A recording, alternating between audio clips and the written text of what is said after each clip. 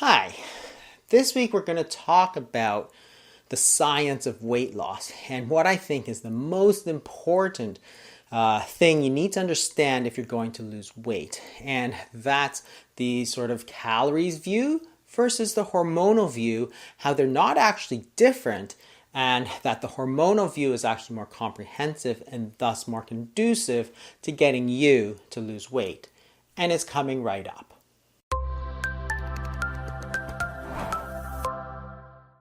So let's start with the energy balance equation. And this is body fat equals calories in minus calories out. And this is always true. This is what they say is the first law of thermodynamics.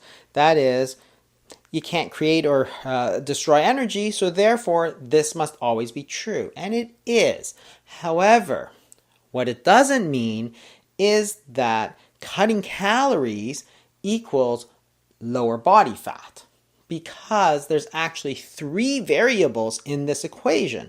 If you lower calories, you can lower body fat, certainly, and it will balance, or you can lower calories out, and that will also balance. The other thing it doesn't say is that the hormones are not important. There's nothing in this equation that says hormones are irrelevant. And the third thing to note is that body fat equals calories in, calories out means that there really is no such thing as a caloric deficit, because it's an equality. It equals that. It always has to balance. So we're going to explore what that means coming up. So let's think about how the body actually stores energy. So when you are feeding, you take in energy.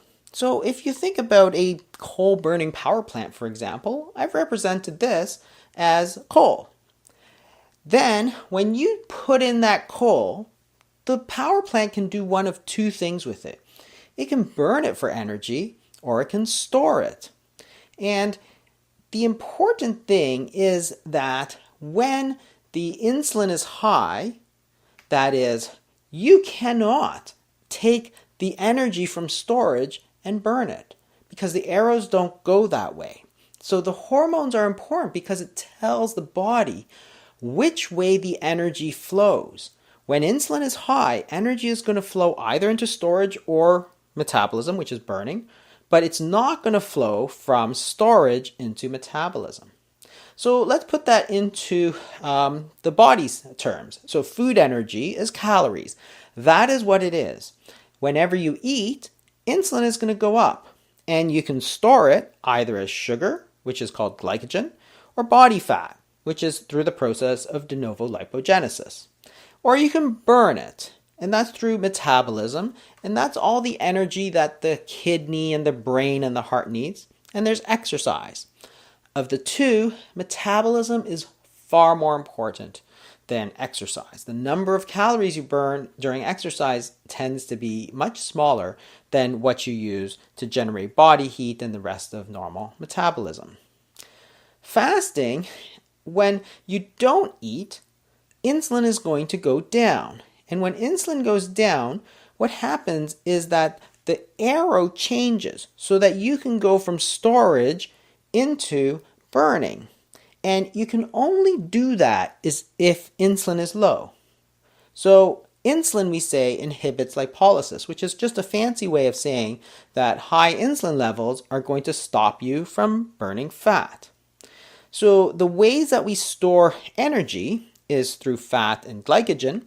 When we break it down, it's the process technically known as glycogenolysis and lipolysis. So let's look what happens if you want to lose weight. So if you do simple calorie restriction and you do a very low-fat diet and you eat 10 times a day, you're going to keep insulin levels high, because every time you eat, insulin stays high.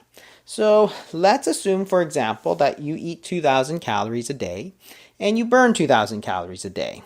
Your body fat has 100,000 calories in storage. Now you want to lose weight, so you cut down the number of calories that you eat to 1,500 calories a day. That's standard advice given the world over. Well, insulin is high, so you can't take any energy out of storage. So in order to make this equation balance, there's only one thing that can happen, and that is for your metabolic rate to decrease to 1500 calories as well. And that's all because you left your insulin levels high. Therefore, if you're not taking any calories out of storage, well, you're not burning any body fat. And that's exactly what we see. As you reduce your calories, your metabolic rate goes down, and then you don't lose weight. On the other hand, if you do a calorie restriction, but you do fasting, and you do allow a lengthy period for that insulin to fall, what happens is completely different. Because in a day, you're taking in 1500 calories now, but you're taking it at perhaps over one meal or perhaps over 2 meals and allowing that insulin to fall. As that insulin starts to fall, what happens is that you now have the ability to access all those calories that are in storage because the arrow can move from storage to burning. And therefore, there's no reason for you to burn fewer than 2000 calories. You can simply take 500 calories from your body fat. So you don't have to burn less than 2000, and the number of calories that are in fat are down from 100,000 to 99,500, and you're starting to lose weight. So let's go back to this energy balance equation. If you allow a period of fasting, that is getting those insulin levels low, and you do a calorie restriction, so you're decreasing the number of calories in, you need to balance this equation because there's an equal sign there. So when you decrease the calories in, you can keep your calories out the same and decrease your body fat.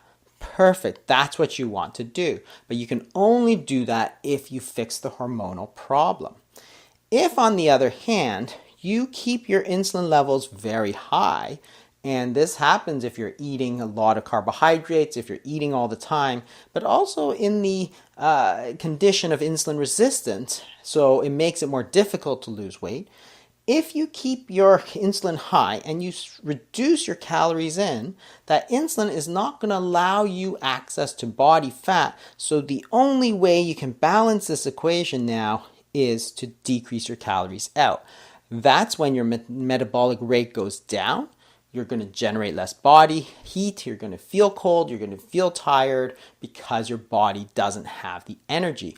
All that energy is in fact locked away in the body fat stores.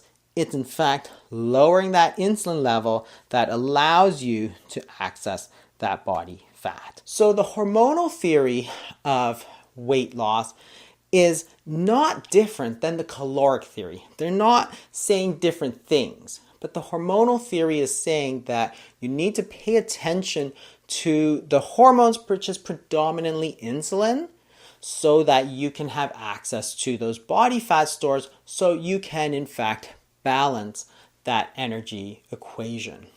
What does it mean practically? Well, certain foods stimulate insulin more than others. So practically, the only thing it's saying is that some foods are more fattening than others. And I don't see how that's not common sense. Brownies are more fattening than broccoli. I can live with that. That seems to me to be completely true. It's not about the calories because it also depends on what your body does with those calories. If you take those calories, does your body store it or does it burn it? And you only know what to do with it based on the hormones. This is the key, the absolute key to understanding weight loss, and why I always say that obesity is actually a hormonal problem, not a caloric problem. I hope that makes things a little easier to understand. Thanks for watching, and I'll see you next week. So if you enjoyed that video, if you could do me a favor and just hit that like button. And if you're interested in further reading about it or listening to it, check out my book, The Obesity Code, but also check out this video right here where I talk about the key weight loss tips sort of how to get around this hormonal theory to lose weight the proper way. Thanks for watching, and I'll see you next week.